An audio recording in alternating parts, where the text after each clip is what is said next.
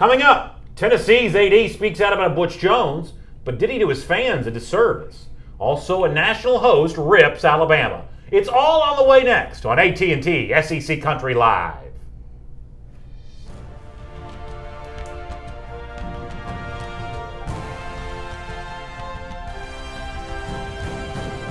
Final show of the week for us, getting ready for a big weekend in the SEC. We're glad to have you with us. That's Mike Johnson. My name is Brandon Adams. It's AT&T's SEC Country Live. And boy, when you look at what's going to happen over the course of Saturday, over the course of 10, 11 hours, a lot of the pecking order around the SEC, it's all going to kind of come and take shape. Yeah, it's like week 4, and everybody seems to want to put their input in on what's going on with each individual team. Yeah. Spurrier, I mean, we have it from all over the conference, so it's going to be interesting topics today. We'll do a lot of that ourselves. By the way, we'll remind you that AT&T, a proud sponsor of SEC Country Live, AT&T, entertainment your way. And we'll dive into the show the way we always do with our AT&T SEC Country Live First and 10. And item number 1 on the list, so John Currie, the relatively new Tennessee athletic director, is interviewed by The Athletic, a website that covers college sports. And in the interview, Currie speaks out about Tennessee coach Butch Jones. And I'm going to let you tell me if you are on the same side of this I am. I think the words from Currie here do a little bit of a disservice to Tennessee fans. They certainly support Butch Jones, but I don't know that they support Tennessee fans.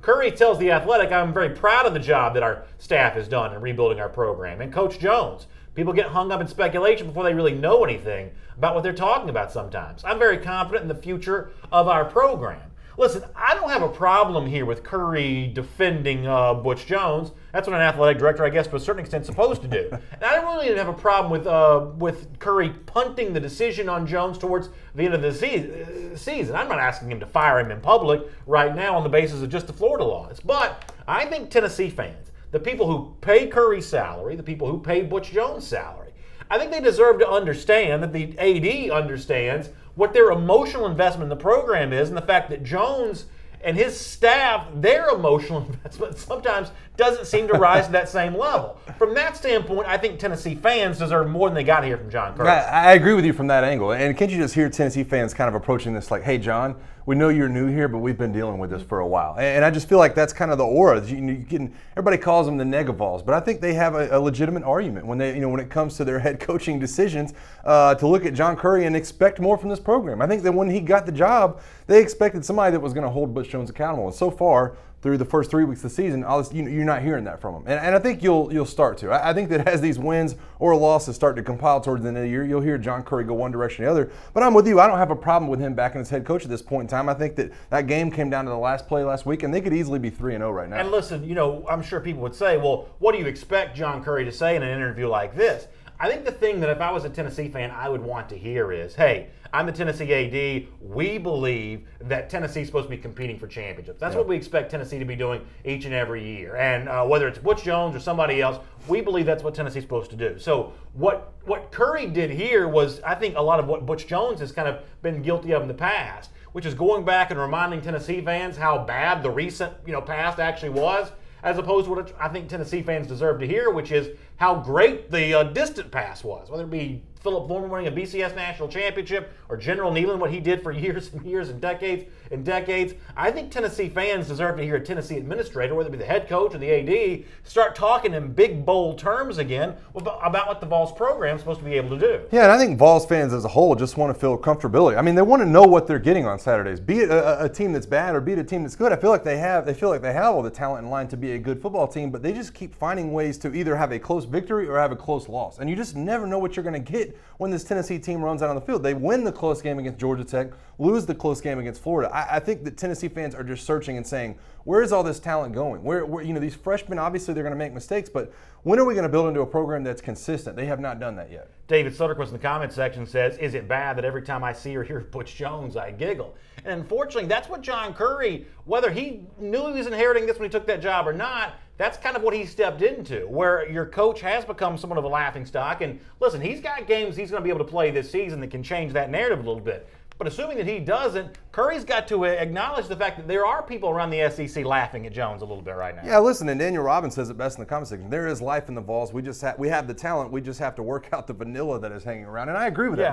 It's so vanilla. Everything that comes out of the program, it's like I said, You lose by the skin of your teeth and you win by the skin of your teeth, and nobody can figure out what's going on right now with the game plan. Which brings me back to what we said before. If vanilla is the word you use to describe Butch Jones, and really we'll hear from Larry Scott later on the show. We heard from Bob Shoop earlier this week. They're both a little vanilla too. John Currie, as an AD, you're supposed to be a little bit of a politician. Yeah. You got to understand. Okay, if my coaches are giving vanilla, then I got to give it a little. I got to give it a little flavor. I've got to give it a little spice at that point in time. And from that standpoint, it's kind of a missed opportunity.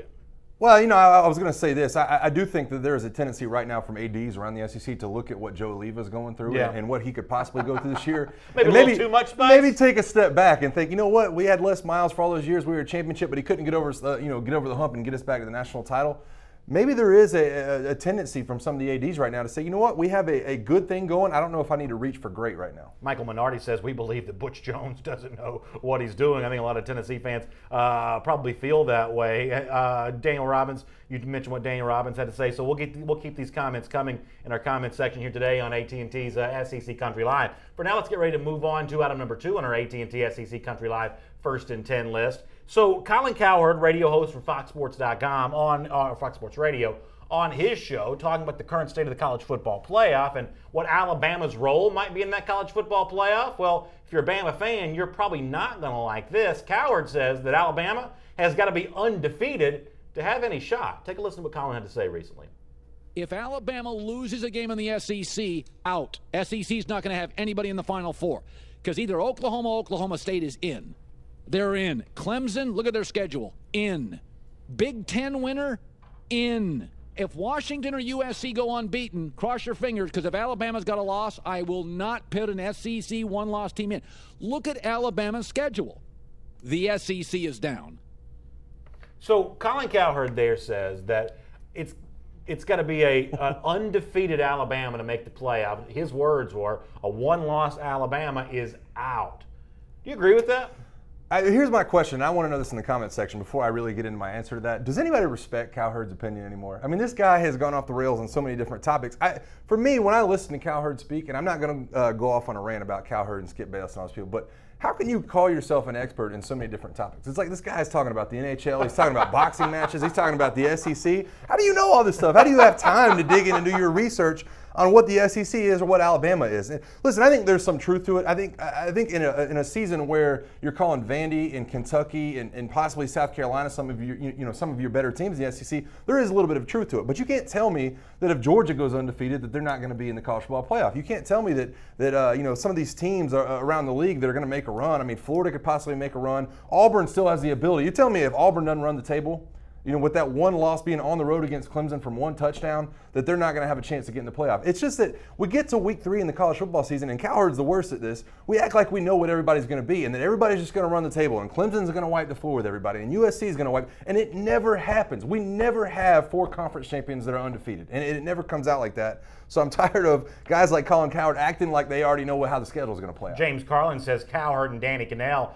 just hate the SEC. I do think there's an element. I don't know that Cowherd hates the SEC, but I believe that he believes his national radio audience, about 3/4 of the country, hate the SEC, and so he's kind of serving that audience right here. And I by no means want to be the antagonist in this conversation, but what Colin is saying here now is a reflection of what other people are saying this week, and I talked about this back during the offseason, that the SEC is not the shoe-in to be in the playoff this year that it has been the last 3 years, because there is SEC fatigue. And I agree with what you just said. It is way too early to write off any team in this league as not being able to bounce back and play well by the end of the season. Now, some of them are not going to, but it's too early to start naming names about who that is. But the fact that the country wants to believe that a lot of these SEC teams have turned a corner for the worse and they're not going to get better just goes to speak to people are tired of the SEC and they want to believe that there are 4 teams from 4 other conferences more worthy of the college football playoff. So I think that Colin here in the clip is doing a disservice to Alabama.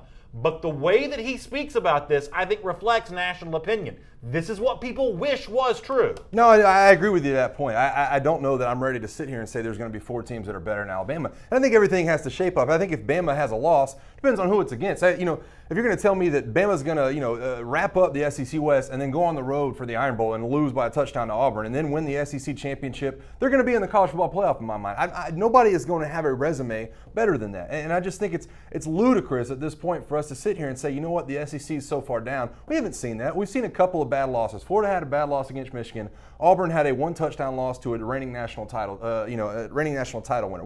We haven't seen the wins that you thought we were going to see, but we've still seen them. South Carolina over NC State. We've seen some.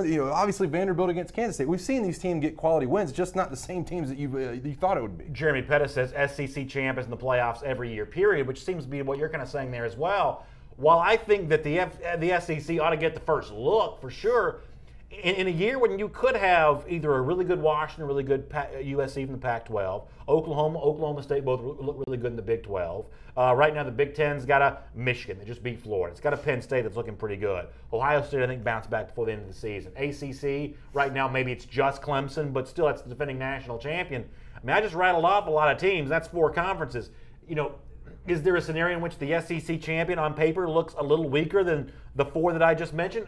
It's at least a possibility to me, and I say that as the biggest SEC homer, certainly on this platform, if not counting the entire audience as well. I just think there's enough proof to back up that an SEC team will be there at the end of the year. You can't tell me there's proof that Oklahoma and Lincoln Riley are going to run the rest of the gauntlet there in the Big 12, and you can't tell me that Mike Gundy's going to do it at Oklahoma State either. Michigan has not proven the ability to win all the games on their schedule. Neither has James Franklin at Penn State, and Ohio State loses a big non-conference game at home to Oklahoma. So every team has their holes, and I'm just not ready for anybody to write off the SEC yet. Diedrich Frazier says, preach, Mike, preach. You like what you had to say there. And Eddie Todd also brings up Georgia. Eddie Todd also brings up Georgia. And I mentioned this on my show, Dog Nation Daily, today.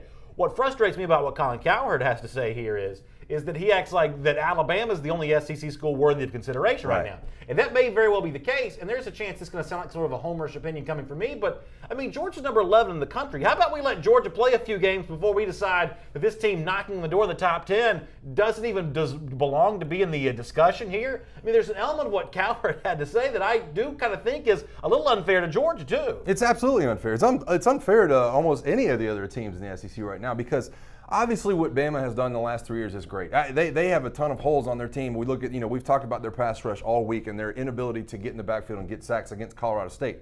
But you do have to look around the SEC. I mean, Mississippi State's coming off a big win. Georgia's coming off a couple of big wins. There are going to be some games that fall into place, and you can't tell me that the SEC champion, the resume that an SEC champion will have, will be so much subpar to what we're going to see from around the country. I don't buy it. It's worth pointing out Dale King takes the opposite viewpoint. He says Cowherd's correct. A one-loss SEC team will not get in over an undefeated team. And your point is, well, there haven't been 4 undefeated teams yet, right. So that may be a moot point. But it is probably worth pointing out that, because I gave you 2 options in virtually every conference. If all those teams are undefeated, it is a little tougher to make the case for one-loss Alabama if some of these SEC teams do trend the direction that they're going. And that's kind of the point I'm making. First of all, I think what Cowherd's point, the way I read into it, was that if Bama's not the undefeated team, or if Bama is the one-loss team, that they're not going to get in, even if they are the SEC champion. I do see some contenders that could jump up and get Bama this year, and I'm not ready to say that anybody else in the country, any other conference, is going to have an undefeated champion. I just don't see it playing out like that. It almost never does. Some of y'all dropping crazy rumors in the comment section. Listen, have at it, do what you want to do. We can't confirm nor deny some of the stuff that's in there, but we'll look forward to reading a whole bunch more of your comments throughout our show here on AT&T's SEC Country Live. That is Mike Johnson. I'm Brandon Adams. AT&T, a proud sponsor of SEC Country Live. AT&T, entertainment your way. Let's move on here. Speaking of crazy rumors, and do item number 3 on our AT&T SEC Country Live First and 10 list. So this week there was a little minor controversy that erupted around the SEC when a CBS Sports columnist wrote about the possibility of Dan Mullen jumping ship from Mississippi State. We'll show you here what Dennis Dodd had to say at the pages of CBSSports.com. We talked about this yesterday. Mullen's the hottest coach in America. What does he do with that label? He absolutely has to get out of Starkville. Dodd suggesting that maybe Texas A&M, the spot that Mullen could land. And I'm not a Mississippi State fan, but I kind of took umbrage to the fact that Dennis Dodd would go down this road the week before Mississippi State plays a huge conference game on the road at Georgia. Can we let Mississippi State fans enjoy their season before we start finding a new home for their coach Dan Mullen? Well, recently Matt Wyatt, the former Mississippi State quarterback, was also on my podcast, Dog Nation Daily, and I asked him, was it frustrating for Mississippi State fans to have to go through that this week with a big road trip to UGA looming on Saturday? I thought Wyatt gave an interesting answer. Well, I would tell you that this has been a different experience, a different take on it this go-round. Around here and among most state fans and in this state, for whatever, I guess it's because they're a little bit numb to that kind of story because you said it's happened a bunch before. Yeah, so that's Dan. That's Matt Wyatt saying because it's happened so much in the past that Mississippi State fans just aren't really that into that rumor this time around. But still, it's hard to imagine a fan base like this that can only enjoy their season with one eye, where they have to look with the other eye at, hey, where Mullen might go at the end of the year, or what media guy is gonna come in there and start, writing that and talking about that. That for me is. I'm no Mississippi State fan, but that's a tough situation to have to put them through. Right? Well, I think Mississippi State fans probably look at this from two different angles. First of all, we're mad that you would think that our coach would want to be jumped to another SEC West team. It's not like he's going to a different conference or a much bigger job. I mean, I think A&M's a little bit bigger job than Mississippi State, but there's not a huge gap there in my opinion. Oh, is that right? Wow. I don't think there's a huge gap there in my opinion. And another thing is, I think the other angle to look at this from, Mississippi State fans in a lot of ways are probably actually happy that their coach is being brought up in situations like this. When you look at the coaches they've had in the past, it's not like they've had a number of candidates come up, to bounce from their job to go to another school. So I think they are happy with what Dan Mullen has going on. I think they'd love to see him finish the job this year. I think that, once you look past this year, there's a lot of question marks about where he might go and where he might land and if he's going to be the candidate for other jobs. But, hey, let's focus on the game this week. Let's focus on Georgia. Let's focus on, beating Alabama down the road, and let's focus on Ole Miss and trying to get to Atlanta before we talk about any other jobs. That's the disservice to me. I mean, the one thing that Wyatt also said in the interview was that if it came down to it, Mississippi State had to pony up $6 million a year to keep Mullen because a school like Texas A&M came calling. Mississippi State might be willing to do that, or would be willing to do that, at least according to Matt Wyatt, which, if you're a Mississippi State fan, is kind of a nice thing to hear. And listen, I totally understand that from a resource standpoint, Mississippi State's working a little less than most other SEC schools. You say you don't think the gap between A&M and Mississippi State's that great. I kind of think it is pretty significant because of the money that A&M can spend and the recruiting pipeline that exists there within the state of Texas. But still, I don't care if you're the biggest fan base in the SEC or the smallest.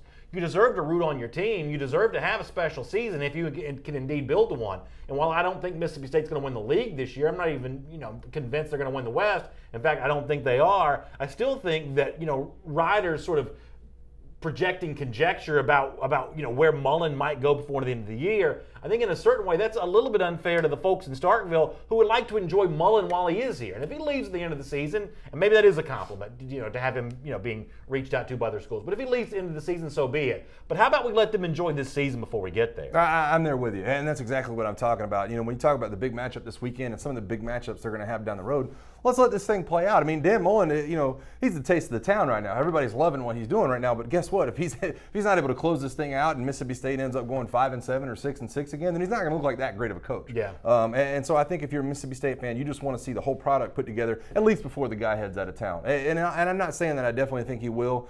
We've disagreed over the Texas A&M job being that much of a lateral move or an uptick. Obviously, the money's going to be a lot different, but I'm not ready to step out and say Mississippi State won't try to spend the same amount of money they're going to need to keep him in town. Stephen Weezer in the comment section says, hello, no love for Kentucky. Listen, we're going to talk plenty of Wildcats in this show today. A lot about the Wildcat game against Florida. I think that's one of the really fun ones this weekend. I'm actually looking forward to kind of hearing more about your prediction. I'm going to go on the record for that one. I think we're on different sides yesterday. See if you've changed your mind over the course of 24 hours. I'm actually looking forward to talking about Kentucky. There's going to be a couple predictions dropped today that I think we'll enjoy between each other, so it should be a fun rest of the show. On the topic we were just discussing, John Rosado also says Dan Mullen will not make a lateral move to Texas A&M. Y'all, I hate to say it, I do not think Texas A&M is a lateral move for Mississippi State. I mean, Mississippi's already a small state. You have to split it with Ole Miss. No matter how much you think that program's kind of in the tank right now, you're still splitting the state between a relatively small population, relatively small resources, recruiting resources as well. Texas A&M's a big step up from that. Well, listen, if the timing's ever been right to stay at Mississippi State, I think it's now. You're not splitting a ton from Ole Miss in my eyes because they're going to have these sanctions coming around. It's going to be hard for them. They're looking for a new head coach as well. It's going to be hard for them to recruit at the same level that Dan Mullen will, especially if he goes out and has a good year this year. Texas A&M is always going to be recruiting. Tom Herman in Texas, they seem to be on the uptick after last week. You're going to have LSU on the other side of you. So it's not really, although they're in Texas and that's a hot recruiting bed, there's a ton of schools in Texas as well that are recruiting out of that bed too. I think it's a slightly bigger job. I'll agree with you in that, but I don't think it's that much of a step up. Can I get a few more comments here? First of all, people are hammering me for saying that Georgia's not getting enough respect. James Patrick says Georgia doesn't deserve respect until they win a big game. Notre Dame wasn't that big. Listen, there's plenty of evidence to support, Georgia's problems from last year. Just 8-5, 3 wins this year. You can say what you want about Notre Dame, Appalachian State, Samford. They are what they are. But if you're watching Georgia closely, I think there's some reason to believe that Georgia's turned a little bit of a corner here. Yeah, I think so too. I think the way their defense is playing right now is what you have to point to in all these scenarios, because that's what Kirby's trying to build his team around. That's how he's constructed this football team to be really good on defense and be serviceable on offense so far until they get things rolling under Jim Chaney. And right now his defense definitely looks the part, especially from what they did against Notre Dame. Somebody also had a prediction in the comment section a moment ago that the topic for next week's going to be, is Vanderbilt this good or is Alabama this bad? Hey, listen, we're going to talk a lot about Vandy, Alabama in the show today as well, because I feel very strongly about the outcome of this game now. That's all I'm going to say. Based on some of the stuff that's been said over the last 24 hours, I have a very strong feeling about the outcome. Wow. And you can guess what you think it is, but I have a very, very strong feeling on the outcome of this game. We'll do that coming up. For now, though, let's do item number 4 on our AT&T SEC Country Live First and 10 list. So Steve Spurrier made his weekly appearance on the SiriusXM ESPNU show. And as you might imagine, he was asked about the Florida game-winning touchdown against Tennessee, which Gators fans don't want you to call a Hail Mary, although Bob Shoop called it a fluky play. But nonetheless, Spurrier is on the show. He's talking about it. And in listening to Spurrier say what he said, there was a thought that kind of popped in my mind about something we probably have not talked about enough this week. Listen to Spurrier, and then let me tell you what this kind of leads me to think. Here's Spurrier in the reaction to the game-winning touchdown for Tennessee from SiriusXM Radio. Well, I think what they were thinking is, well, Florida will try maybe a 20-yard pass or so and give our field goal kicker, Eddie Pinero, who can kick from 60 now. He hits a bunch of them in practice from that distance.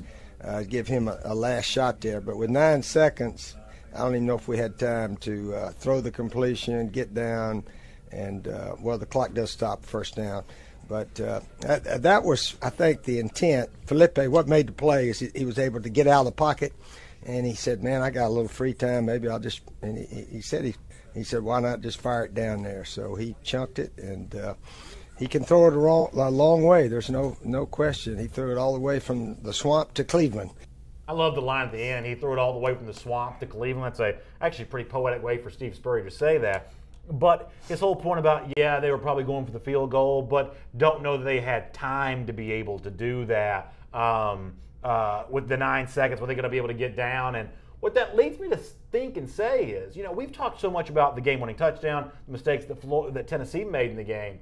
But, man, there was a lot of time management stuff going on for Florida leading up to that game-winning touchdown. And we probably haven't said this enough, that if Tyree Cleveland doesn't catch that pass, are we blistering Florida for even trying it, not being a little bit more judicious in terms of letting Pinheiro get a chance at a game-winning field goal? I mean, it really is just by the thinnest of margins that Jim McElwain dodges a bullet for his own criticism here. Well, I got to say, and that's kind of what came with me. I was watching the replay of this game earlier. First of all, if John Kelly catches that ball on the 1-yard line and goes into the end zone in this game, all these storylines are completely different. We're talking about Butch Jones absolutely coming back against Florida and being able to come back 2 games in a row. Jim McElwain's lack of time management and how he really, bafflingly blew this game and couldn't get Pinheiro in field goal range. Another thing I was thinking about when I saw Felipe Franks throw that pass was I thought they were trying to get into field goal range. And I have to think that Jim McElwain would have strung him up by his neck if that pass had fallen incomplete. Because you're trying to, hey, 9 seconds, we got to get it out of the pocket and we got to call a timeout.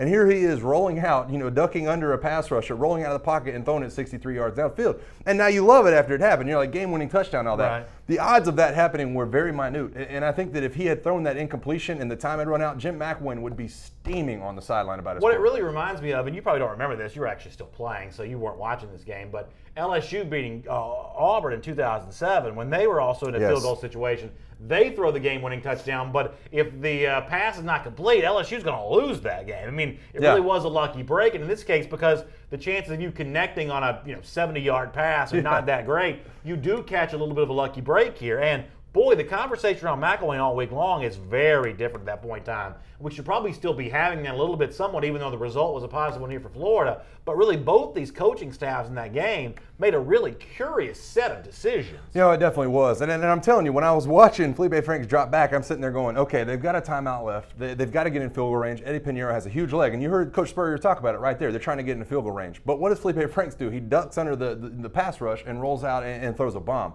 I think that, you know, probably what he was in his headset going is, hey, drop back, get the ball out of your hands, and let's call timeout. We only have 5 or 6 seconds to do this. Instead, he throws it 70 yards downfield, and it works out okay. I just wonder what the reaction would have been from the Florida sideline, and Jim McElwain in particular, if this had fallen incomplete. You can imagine the Florida fans have something to say about this. John Rosado says, the play was for the field goal, and Frank saw Cleveland. Mark Thompson was open on the play, too. Well, listen, if Thompson was open and didn't get it, you're going to be hearing about that from him. I can promise you that. Also, Terrence Collins says, if was a fifth, we'd all be drunk, which is kind of a funny line as well. So the Florida fans are essentially saying, we don't care, you know, what would have happened. The fact of the matter is it all worked out for the Gators. And listen, if you are a Florida fan, it all came up orange and gold or orange and blue for you at the end of that game. My point is that he didn't see Tyler Cleveland. What he saw was the rush coming off the right side around Jawan Taylor. That's what he saw, and he was like, I got to duck under this. And then he saw him streaking down the field. And at that point, it's too late to get the ball and call a timeout. Frank Morrow also with a slightly different version of the same joke from a moment ago. Frank, I can't read that, but nonetheless, I did see it. You can at least know that for sure. So yeah, Florida fans, you know, saying what they're saying. Tyler Thompson says, all Mac does at Florida is win. Winning with no offense. I don't care how we win as long as we do win.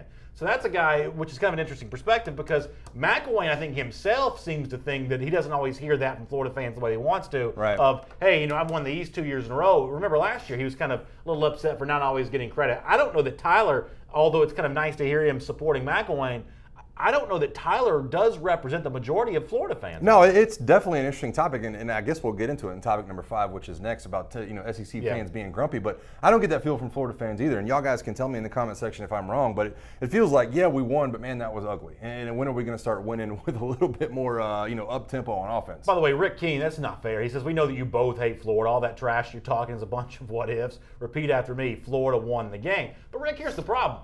If it had gone the other way, you would be saying the same stuff we're saying now. And this guy, by the way, picked you to win on Saturday. Yeah, I did. I thought that Jim McElwain would get it put together. I thought the offensive line would be dominant. That's what we've been hearing all offseason. And listen, I've been in that locker room. A win's a win is a win.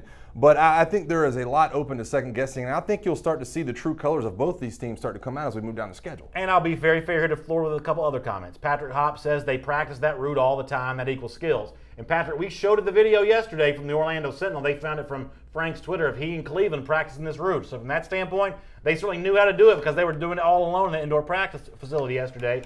We showed that yesterday from back in July. I mean, it is weird because I feel like we can't get a grip on the Florida fans on here. It's like, are you okay with what happened against Michigan? I mean, I thought this team before we're going into we're coming out of the offseason, and this team is saying they're going to make a push for the college football playoff. You know, this is a team that's won the East. They're going to get back to Atlanta, beat Alabama, and they're going to make a push for the playoff. That loss on the record against Michigan, as ugly as that was, I'm not sure how you make the case for them anymore, even if they do run the schedule. Rostamon Blair says that the what-ifs can also go two ways. If Malik doesn't fumble going into the end zone and Tony catches the nice touchdown that Franks threw him, the impact of the ground caused to pop out, this game would have been an easy win for Florida. There's also a fair point to bring up probably there as well. I agree, and there's a bunch of them on both sides. I mean, when you look at John Kelly not getting the ball on the goal line 3 times in a row, if I'm the OC, by God, if we can't get it 1 yard in 3 plays, then we just deserve to lose the game. Also, him dropping the pass with, I think, a minute 2 left in the game. I mean, that was a game changer. He drops the pass. He's about to walk into the end zone, and he drops the pass. So I think it's on both sides. It was an ugly win, and it was an ugly loss, and I guess you just try to move on and get better. Jimmy Barnes, a Georgia fan, says, I wonder if he saw that offensive lineman holding the defensive end's jersey. So, yeah, everybody still talking about the Florida-Tennessee game. We may still be talking about that game for a few weeks. Anyway, coming up in just a moment, we're going to look ahead at speaking of your picks, we'll do our MyBookie Best Bets coming up in just a couple of minutes with some of our thoughts about how some of these games might go down on Saturday from a point spread perspective. We'll do that coming up in just a moment. For now, though, that's Mike Johnson. I'm Brandon Adams. It's AT&T's SEC Country Live. AT&T, a proud sponsor of SEC Country Live. AT&T, entertainment your way. And so when I was done with our show yesterday, I was driving home, and I turned on the Paul Feinbaum show for a moment. I was listening to CBS Sports analyst Gary Danielson on that show, and he was kind of sharing some of his thoughts about the SEC, and he kind of used an interesting word to describe how he feels about many of the SEC fans right now, and this kind of ties in a little bit with what we played from Colin Cowherd a little bit earlier as well. Do you agree that most SEC fans right now are kind of grumpy? Here's how Danielson said it on Feinbaum yesterday. I think now, not only is the rest of the country obviously ready for somebody else to win, but now in the SEC, every one of these fan bases is grumpy. they're not grumpy at Kentucky this year. They're not grumpy at Mississippi State. And, I obviously Alabama's not grumpy right now because, they're okay, but they're worried about what happens when Nick retires. And Georgia's kind of going, okay, we're good, I think, but we've seen this before. But everybody else is grumpy. Do you agree that the SEC fans are grumpy right now? I mean, yeah, there's a few fan bases that are, but I think that Danielson here, who knows the SEC and is a pretty good guy, I think he's falling prey to what some of the other teams are doing, which is, or other analysts, I should say, are doing, which is kind of lumping the entire SEC into one umbrella for conversation here. I mean, let's not act like the whole league is down on itself. There are a few teams that still feel pretty good about themselves right now, and I'm talking about more than just Alabama. No, I agree with you. I think it's probably half and half, in my opinion. And I think there are some fan bases that are grumpy. I think you can look at Tennessee, you can look at Texas A&M, you can look at Arkansas, definitely Missouri. I mean, those are grumpy fan bases. I'm not sure, how Florida fan bases feel. We've talked about it on and off. They seem to be about 50-50. And he points to Georgia fans in there and says, you know what, we've seen this before, let's finish it this year. And I think there's some backing in that too. I just think it's the passion of the fans. I really do. I don't think fans are grumpy. I just think that there's talking points about all these teams, and there's been some bad losses from most of these teams, and fans love to be passionate and talk about it and talk about what's wrong with their squad. But my point here, though, is can we separate the two groups? You just mentioned all the ones that are kind of down right now, and you mentioned Arkansas. I know that's the case because Tyler Irvin, the comment section, has been hammering Arkansas all day long. So that's an example of at least one Arkansas fan who is pretty grumpy right now. So I totally get that. But let's not act like Mississippi State fans are grumpy right now. That's the number 17 team in the country. Kentucky, Vanderbilt. Yeah, Kentucky 3-0, have a chance to go 4-0. Even the Florida fans off the loss to Michigan, based on our comment section, they're feeling pretty good about themselves. I mentioned Georgia earlier. That's the number 11 team in the country. Now, you'll say, well, Georgia hasn't played anybody yet. Well, let that team get a win over Mississippi State on Saturday. You better believe that Georgia, moving into the top 10, probably is going to be feeling pretty good about itself. I don't think that South Carolina should give up on its season because of just one loss to Kentucky. I know they're kind of upset because, that was like 4 straight to the Wildcats. But, in a game where you lost Deebo Samuel, you can still bounce back from that. This notion that every SEC school somehow feels bad about where it's going the rest of the way, that to me feels like a false narrative. There are some teams that ought to be grumpy. A&M, not very good. Arkansas, not very good. But I'm not even ready to give up on Auburn yet, turning around its season at least a little bit. No, I agree with you. I think there's some teams that have suffered a loss that have a huge ability to bounce back. And I put Tennessee and Florida in that discussion, South Carolina, Auburn. I think there are some teams that can definitely turn their season around and still come up with 8-9 wins. I think there are some of those guys. Bama fans are going to be grumpy because they don't have anything else to talk about. What are you going to do? Sit there and say, Jalen's good? Yeah, Jalen's good. And he was a player of the year. What else are we going to talk about? And I think there's a little bit of that from Georgia, going on as well, where, hey, we're 3-0. What are we going to complain about now? There's just nothing right now until we suffer a loss. And so I understand what Gary Danielson's saying. There is some grumpy fan bases. There are some fan bases calling for their head coach, and I'm going to throw Mizzou in with what you said because I think that Barry Odom's seat is getting very, very hot. But I'm just not ready to say it's the majority. I think if anything, at most, it's half and half. Jeremy Pettis says, for the sake of the SEC, we need someone other than Florida to win the East. Florida lost to Michigan in a Week 10 conference. The Week 10 conference, I like that. We need a better East team, please. That's Jeremy, the perspective of an Alabama fan, about what he'd like to see from the SEC East. Patrick Hopp, the Florida fan on the state of Florida fans, he says, we have been spoiled from the HBC days. He means the head ball coach. Lots of Gators want to win like we did back in the day. We just need to worry about winning. He's referencing whatever grumpiness he thinks he sees from the Florida side of things. So that's kind of an interesting perspective there. Well, let's not overlook Urban Meyer and Tim Tebow's role of the SEC as well. And I think that coming off the heels of that, as good as you were on offense throughout Urban Meyer's reign, you just haven't seen it. And I think once you get that offense and that defense grouped together, and a lot of people thought Jim McElwain would be able to do it, we haven't seen it yet. But I think once they're able to do that, they will start to reign supreme a lot more, and they'll start to have a lot more wins. The question is whether Jim McElwain's the right guy to do it and whether you can keep the ball rolling after the Tennessee win.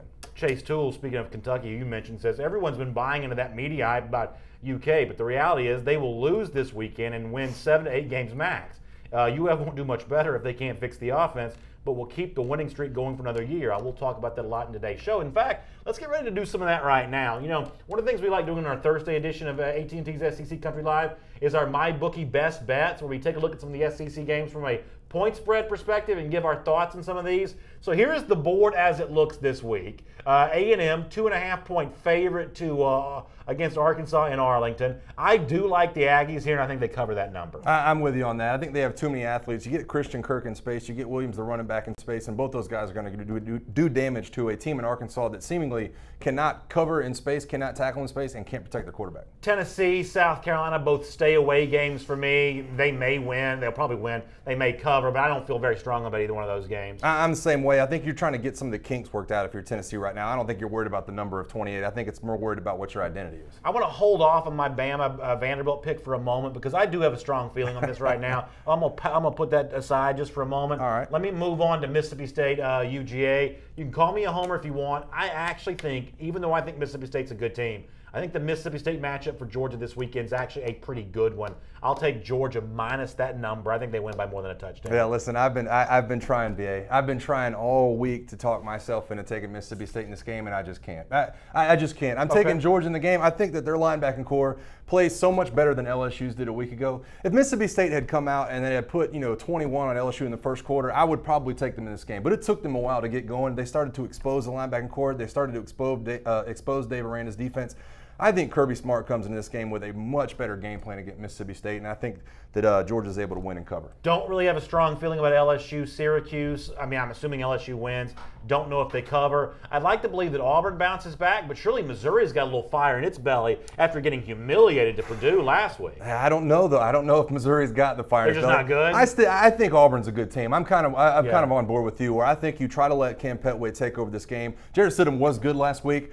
Obviously, the fumbles from the wide receiver position and the running back position are a big deal, but I don't think that happens 2 weeks in a row. I think they win this game very handily. Yeah, I think Auburn wins. That's just such a big number. It is a big number. 3 touchdowns to cover. It's a big number for a reason, though, in my mind. I don't know how Missouri keeps this within 4 touchdowns. I'll be shocked if Missouri covers this game. And listen, Florida fans will be spitting on my grave on Monday. I get this, and I'll deserve it. I'll have it coming. I got Kentucky on the field, though. Do you really? I got them on the field. Oh man, that's so tough. Chrome helmets and all. And I gotta give Kentucky credit for this, because if you go back and watch that game, the first couple of series, I'm not sure how Kentucky climbed out of that. I mean, Deebo Samuel scores on the first play of the game for South Carolina, and then Kentucky comes out and throws a pick on their first drive, and Kentucky somehow climbed out of the hole. But here's how they did it: time of possession was 37-23 in Kentucky's favor. South Carolina was not able to keep their offense on the field.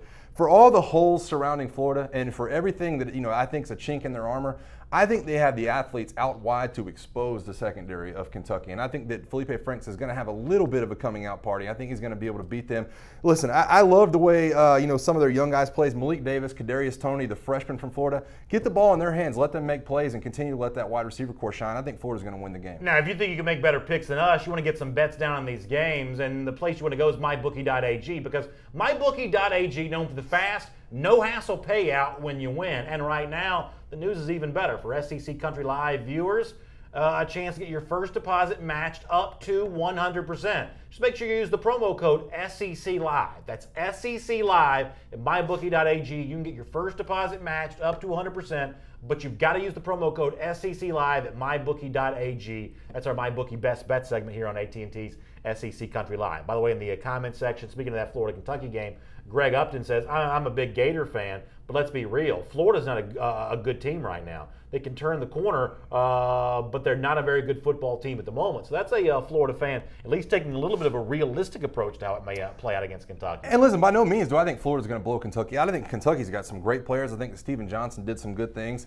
I think Benny Snell's a top-level running back. But I saw them pick up chunk yardage from the quarterback position and from the running back position, and they still were, I'm not sure how they won the game. When you come away looking from it, and especially when you look at those first couple of sequences, you kind of scratch your head and say, how was the result this big of a lopside? I don't see it happening 2 weeks in a row. 30 years in a row goes to 31. I think Florida wins by a touchdown. Chris Smith said, what about South Carolina? We didn't really make a South Carolina pick. What I said is that I think Gamecocks win the game, but +8 or -8.5 against Louisiana Tech without Deebo Samuel. I don't know if I feel great about South Carolina just getting right back on the horse again the following week. I like him to do it because I think the leadership is strong from Jake Bentley at the quarterback position. I think he'll find a way to get his team to play up. And I think Will Muschamp's defense is vastly underrated. I think they've done some good things, especially from the linebacker position.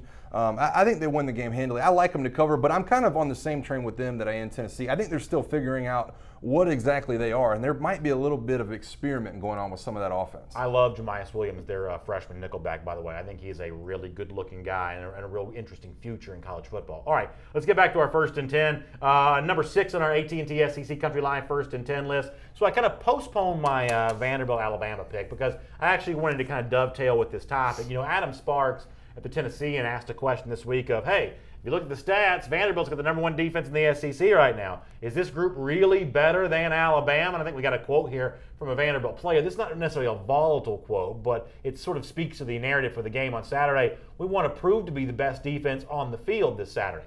I'm not going to fault him. That's not trash talk. That's not nothing. That's not my point Right. here. But, man, there is too much love for Vanderbilt this week. Yeah, there is. Too much love. Can we calm down a little bit about Vandy at home against Alabama? I know we all want it to be a good game because it's CBS 3:30, and there is some Alabama fatigue.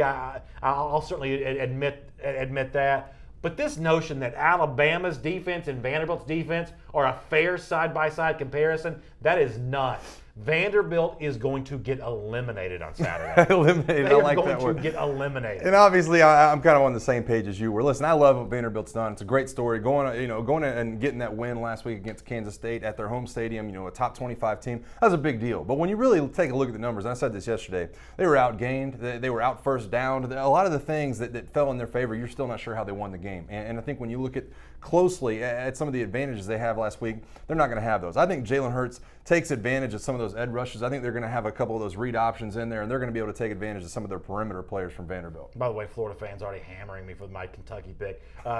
Chris Smith says BA's drunk on that UK hype. Greg Steele says don't do it. I actually don't think the Kentucky hype is out of control is what we're talking about here. This Vanderbilt hype this week has been some nonsense. And listen, it actually makes me mad because I want it to be a good game. I mean, for what we do for a living and to chance to needle some of y'all that are always getting all over me, Vandy playing well against Alabama would be fun for this show. So I have kind of a selfish motivation for seeing Vandy actually play pretty well in the game. But it's just not going to happen. Not when you got people saying, hey, is Vandy's defense better than Alabama's? And when you have Vanderbilt players saying, Alabama, you're next. There has just been too much of that junk this week. I agree. And when you look at some of the position matchups, I mean, for everything Vanderbilt does well, every break would have to break their way, in my opinion, for them to win this game. They don't have a Bo Scarborough. They don't have a Jalen Hurts. And for all the problems they've had with the pass rush the last few weeks, they're going to get a couple of guys back and get them healthy. And Kyle Shermer, for everything he does well with pass efficiency, he's nothing more than a statue in that backfield. And I think he's going to be a target back there for some of these Bama defensive players to blitz and get after him and force him into making some bad turnovers this week. Parker Duvall says Kentucky gets no respect. We like it that way. So that's the other kind of historic, lower-ranked team in the SEC East that's trying to rise up this weekend. Yeah, I like Kentucky's chance of doing that a lot more than I like Vanderbilt. I do too. I think Kentucky has a lot less holes than Vanderbilt does. I like Kentucky's offensive line. I like their quarterback position. I think they have some explosion on their offense and on their defense. Like I said, though, I still like Florida. I like their weapons to be able to make people miss, and I think they're going to expose a little bit of that Kentucky secondary this week. All right, let's jump in here. By the way, that's Mike Johnson. I'm Brandon Adams. It's AT&T's SEC Country Live. AT&T, a proud sponsor of SEC Country Live. Entertainment your way. Item number 7 on our AT&T SEC Country Live 1st and 10 list. So, more bad news for LSU. Coming off a 30-point loss to Mississippi State, where Tigers just didn't really look good. A lot of criticism this week of Joe Oliva, the athletic director, Ed Orgeron, the head coach. Now we find out that Darius Guy is going to be out on Saturday for the LSU game against Syracuse here. And Mike, I realize that not everything has to be like the hottest take ever. I totally get that. But I think LSU is running into a problem here where its most important player by a long shot for the last few years has been a running back. And running back is just a fragile position right now in college football. Leonard Fournette dealt with injuries. Darius Geis is dealing with those right now. I mean, he's been hobbled really for all this season and out this Saturday against Syracuse. Now they'll still beat the Orange with him or without him, I would assume. But LSU is too much of a running back-centric team, and it's built around one running back too much for my taste. Right, and I thought it was an issue last week when you look at how the stats line up. I mean, Darius Geis only got 15 carries, and obviously gets nicked up a little bit in that game, and they give it to Darrell Williams and Clyde Edwards-Helaire, and they try to develop that depth behind him. And I think that was important because I think they're going to need it for the rest of the year in a lot of these different situations. I think they've done everything necessary to try to take that onus off the running back position. I mean, when you look at Matt Canada, what he did last week wasn't very successful, but they tried. Danny Etling tried to throw downfield. They tried to do some different things. They've gone with the overloaded look. They put the tackles in motion. They put in just about everything they can to take it off of Darius Geis. Just hasn't worked so far. And so I think you fall back into that rhythm at LSU where you say, you know what, let's quit trying to get cute. Let's hand it to the running backs. Let's really pound our way to a victory. It is going to be tough if they don't have Darius Geis, beyond this week. I think the schedule shapes up for them to get him back healthy. I don't think they have a problem with Syracuse this week. I think Troy's the game after that. Yeah. So not a lot of concern for me from that angle. But they definitely need Darius Geis at 100% if they're going to get back on track to what they need to be. So talk to me about LSU for a second, because we just had a mini conversation about Auburn. We're not going to talk about them a ton this week going to the Missouri game. We'll let them figure some of their stuff out before we make them a hot topic on this show again. But you and I both kind of said we think Auburn bounces back and plays better. LSU should be a similar kind of team, given the fact loads of talent, a lot of 4- and 5-star guys on both sides of the ball.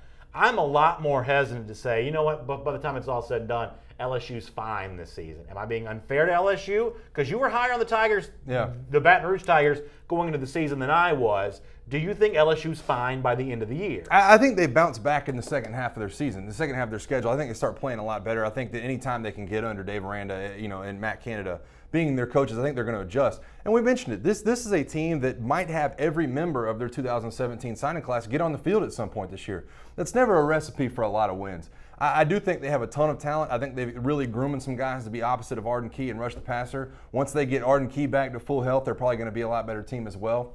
But there just seems to be a lot of holes right now and a lot of question marks I have about the way they played defense last week. I'm not sure they're going to have the same attitude. There's so much of an aura I feel like we put around LSU as a team where they always have athletes and they send a ton of guys to the NFL and they're always good in the trenches. That's not the LSU I saw last week, and I think they have to somehow find that identity and be able to bring these true freshmen along if they're going to rebound in the second half of the year. The only thing that you said that I disagree with is that in modern college football, the idea of redshirting has kind of gone by the wayside. That used to be a great tool, especially for guys at your position, the linemen, both offensive and defensive linemen. Let them grow into their size a little bit, let them grow into their body a little bit. The truth is now all the real recruiting powerhouses, even Alabama, they're playing 20 true freshmen a year now. Yeah, I think they are, but I think it's the positions that you're asking these guys to play at. I mean, you're asking them to rush the passer, you're asking guys in the secondary to cover some of these elite wide receivers from some of these other schools.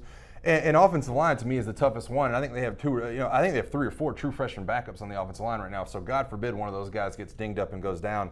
It's just, to me, there's too much to ask. And I think that you can have certain position groups where guys can go out and play. I think that the wide receiver group's one of those, the corners. But when you start looking at the depth around that football team, it's just, to me, it's too much to ask, especially with a new offensive coordinator. Esteban Estevez says LSU's going to be great. They're young and inexperienced. They're going to correct the wrong adjustments. Go Tigers. So it is true that going into the season, no team in the SEC had less experience than LSU. Yeah. Fewest returning starters. That meant playing more young guys. And when you've got an injury to guys, when you've got Arden Key trying to work his way back to full health, it makes it a little harder to allow those guys to learn on the job because you're actually having to feature those guys in roles you otherwise wouldn't be doing so.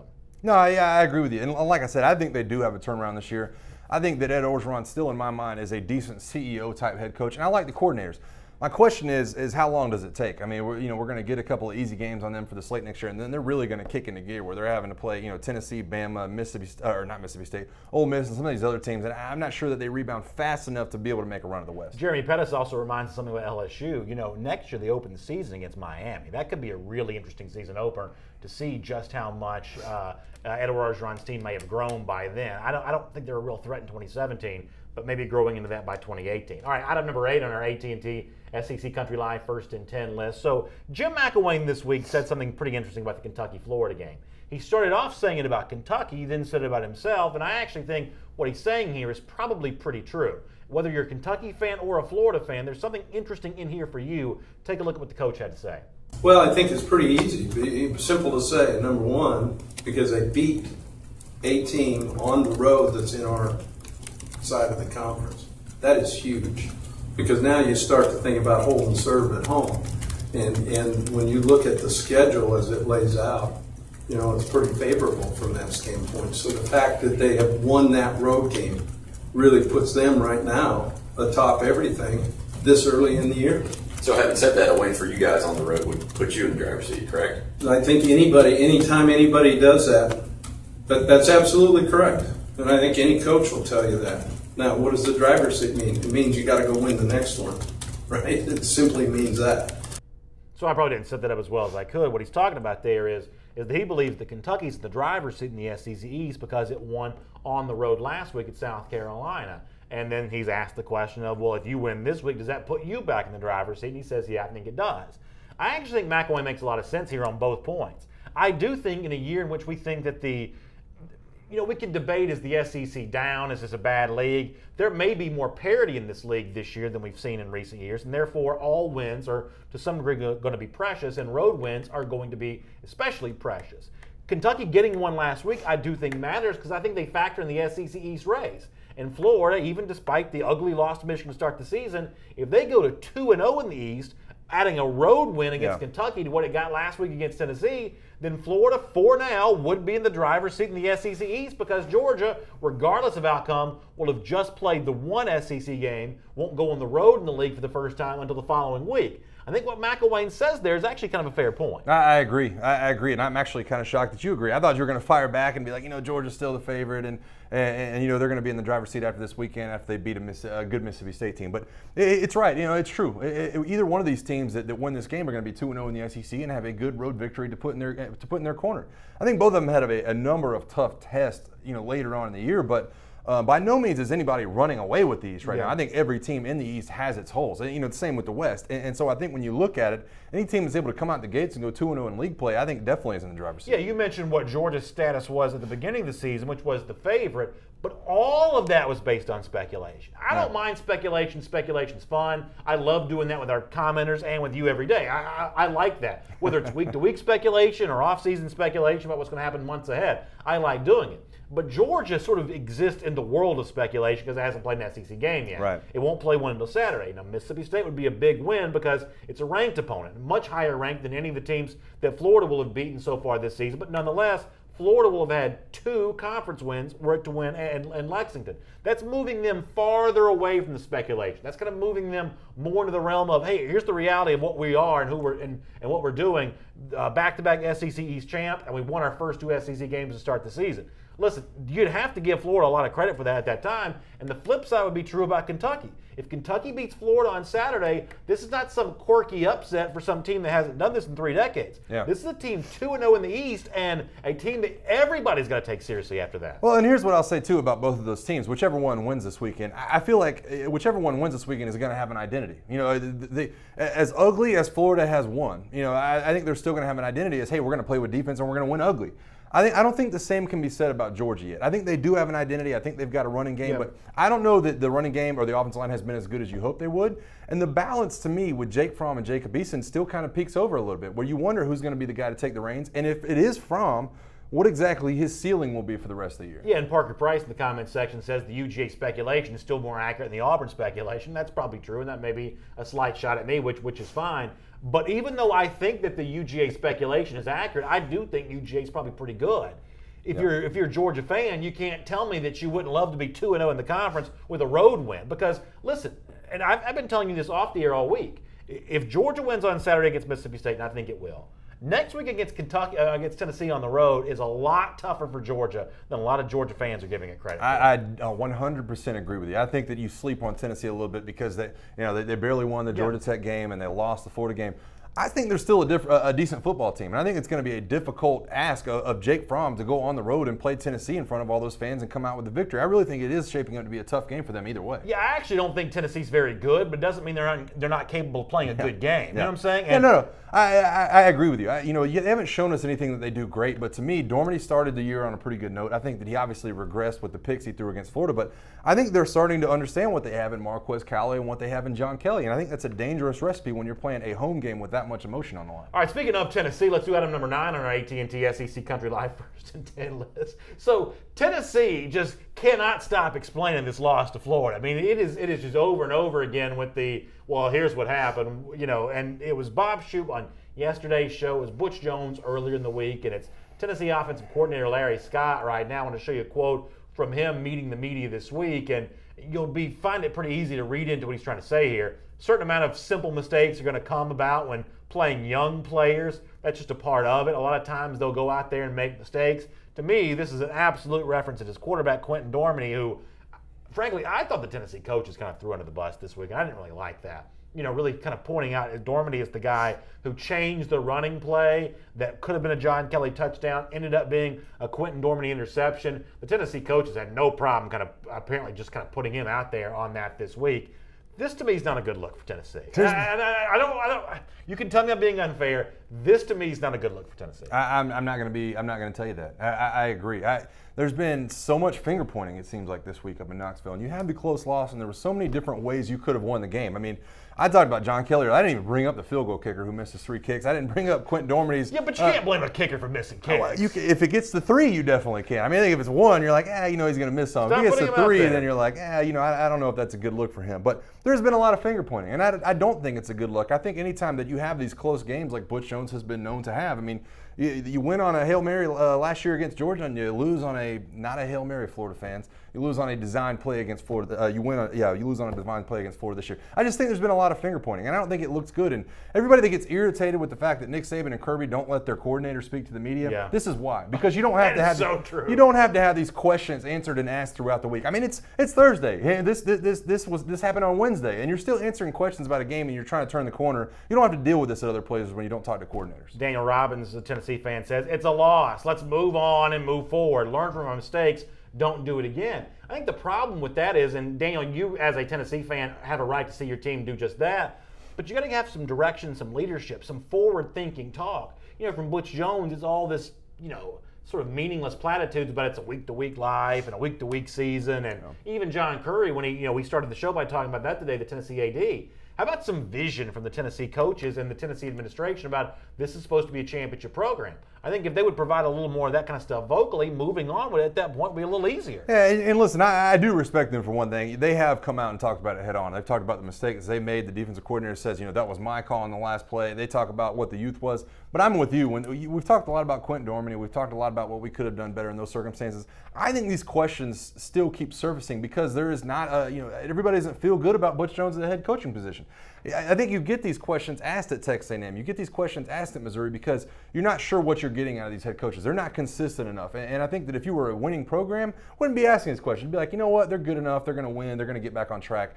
This only happens at places like Tennessee there and now. All right, this subject comes up again. Can we change the subject just for like 2 seconds? Patty Peterson says, BA, if UK loses to Florida, you'll have to wear a Florida Gator shirt on your show or helmet, LOL. So, Patty, I just can't do that. I mean, I just Come on, man. I just can't. Is there anything else I could do? Because, right, the Florida fans are right.